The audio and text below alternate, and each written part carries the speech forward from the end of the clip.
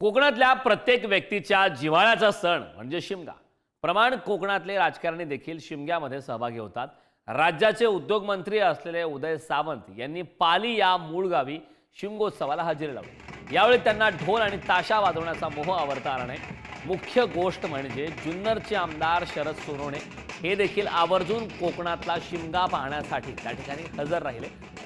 दृश्य आपण पाहतोय. उद्योगमंत्री उदय सामंत हे त्यामध्ये सहभागी झाले. मात्र या दरम्यान उदय सामंत यांना ढोल वाजवण्याचा मोह मात्र काही आवरला नाही. ढोल ताशाच्या गजरात सामंतांनी जल्लोष केलाय. पाली या त्यांच्या मूळ गावी उदय सामंत हे दाखल झाले आणि त्यांनी या ठिकाणी सेलिब्रेशन केलं.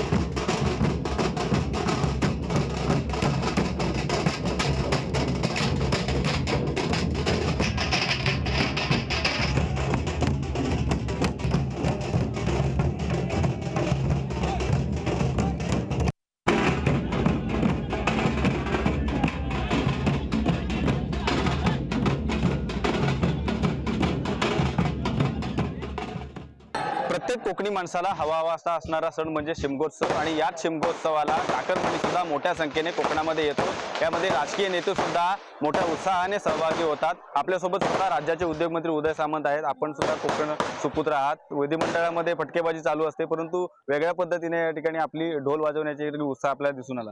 नाही, हा आमचा पारंपरिक असलेला शिमगा उत्सव आहे. आम्ही सगळेच जे वेगवेगळ्या क्षेत्रामध्ये काम करतो त्या उत्सवाच्या निमित्तानं आम्ही गावी येत असतो.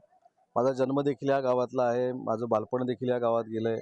माझ्या राजकीय सुरुवातीपासून या गावाचे मला आशीर्वाद आहेत आणि म्हणून आमची ग्रामदेवता जी आहे लक्ष्मीपल्लीनं, त्याचा आजचा हा शिमगोत्सव आहे.